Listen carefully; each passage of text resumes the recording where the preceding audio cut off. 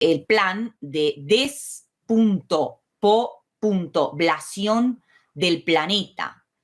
Los planes que tienen, cómo lo van a hacer, en fin, qué es lo que... Todo esto está en Patreon. Ahora, ¿de qué trata todo esto? Bueno, en 2022 los 193 países se habían reunido, ya habían ratificado este pacto, esto que se llama la nueva visión, es un documento, la nueva visión, ¿no? Esto nos dice mucho, una nueva visión, que no es otra cosa que es una nueva agenda, que es la misma agenda de antes, pero con ingredientes nuevos. Y sobre todo lo que tiene que ver con un aceleramiento de la agenda y profundizando los planes y particularmente en lo que tiene que ver con el punto de la despoblación. Esto tan tremendo que pretenden hacer y que ya lo están llevando a cabo. Entonces, como les digo, recordemos que en el año 2022 ya ratificaron el documento, la nueva visión, un documento que se llama A Common Agenda o una agenda común.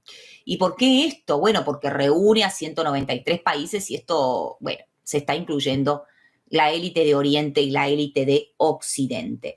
Recordemos que hay dos que son observadores, pero que no tienen el voto, pero que sí son observadores, que es por un lado Palestina y por otro lado el Vaticano. Luego al año siguiente, en el año 2023, reconfirmaron ese documento, esa nueva visión, esa agenda común. Y ya acordaron entre ellos ir entregando paulatinamente la autoridad a la O.N.U. Quiero hablar de la ratificación de los 5 puntos en ese documento. En primer lugar, ratificar una sola economía, un solo gobierno mundial, un solo ejército, una sola narrativa social y cultural y una sola fe, una sola comunidad de fe global. Bueno, todos sabemos que estamos viviendo tiempos peligrosos, tiempos de engaño, de mentira.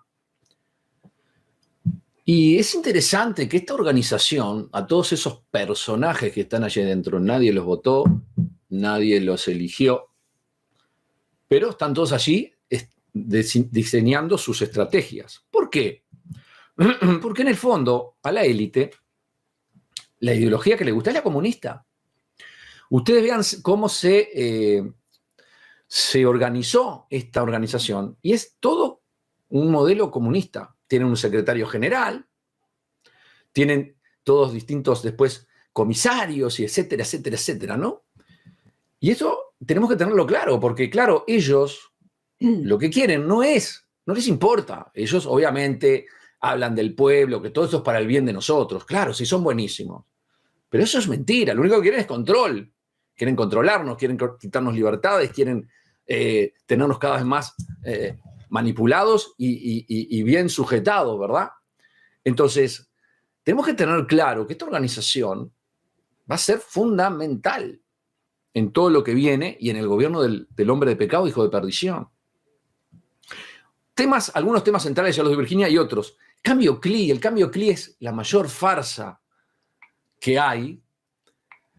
Ya lo dimos aquí, más de, eran 1.200 o 1.300, no me acuerdo ahora. 1.000 y pico de científicos independientes mandaron una carta diciendo que todo lo del cambio, que es una mentira, es una farsa.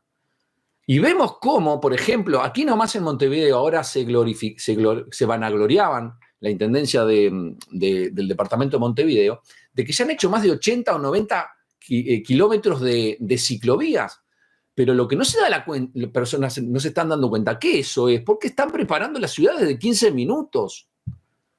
Y esto se viene, la ciudad de 15 minutos, que la gente piensa que no, eso se está viniendo.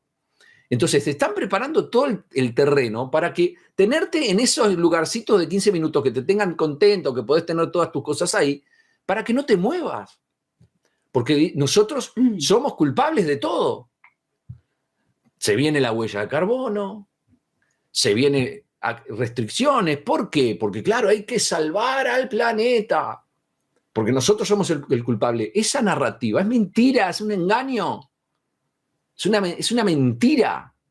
Eso hace porque quieren quitarte la libertad y si lo dejamos, lo van a hacer. Bueno, entonces cambio clic.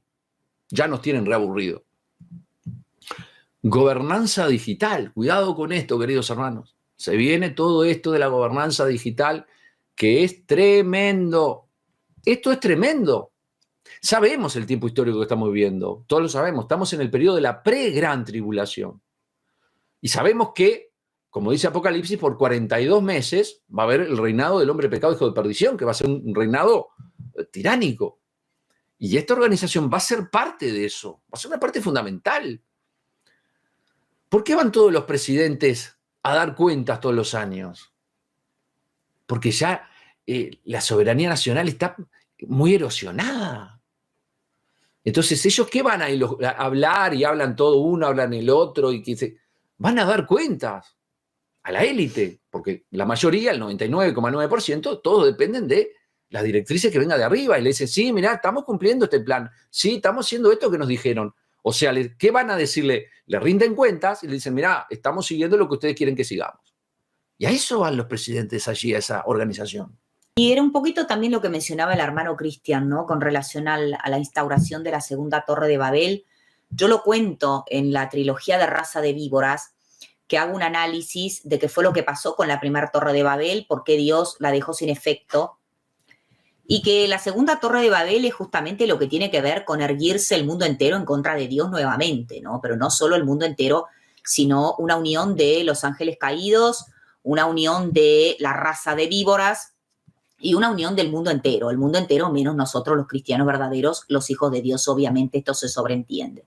Entonces, la instauración de esta segunda Torre de Babel es extremadamente importante para el maligno porque está reivindicando una victoria que no pudo tener en primera instancia. Recordemos que con uno de los híbridos, que fue Nimrod, esto yo lo hablo en la trilogía Raza de Víboras, fue el que primeramente intentó impulsar todo esto, ¿no? De la instauración de reunirse en contra de Dios y bueno, intentar llegar al cielo simbólicamente como queriendo decir que iban a desafiar a Dios. ¿Y qué fue lo que hizo Dios? Bueno, les confundió las lenguas y bueno, se terminaron esparciendo por el mundo y bueno, fracasó ese proyecto.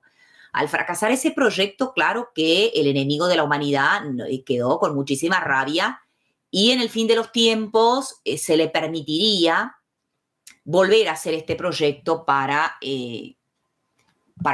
después finalmente ser destruido, ¿no? Entonces estamos justamente a este nivel, en este momento de este proceso, ¿no?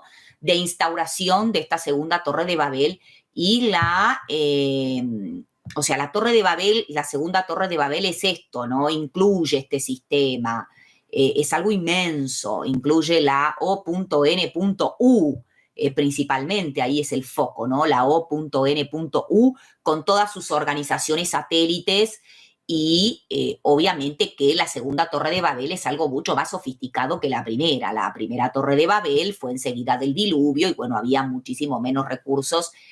No menos recursos, había las artimañas del enemigo, no eran tan sofisticadas como ahora. Recordemos un ejemplo claro mismo es el propio satanismo.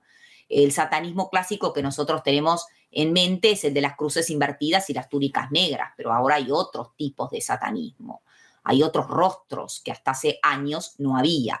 Entonces el maligno lo que va haciendo es perfeccionando, haciendo más sofisticadas sus tácticas, sus engaños. Esto es algo parecido a lo que está pasando con esta segunda Torre de Babel, que ya se está formando y que está por quedar ya completa. Cuando se llegue la instauración completa del gobierno mundial, ahí sí va a estar completa y bueno, va a pasar todo lo que va a pasar que nos dice el Apocalipsis.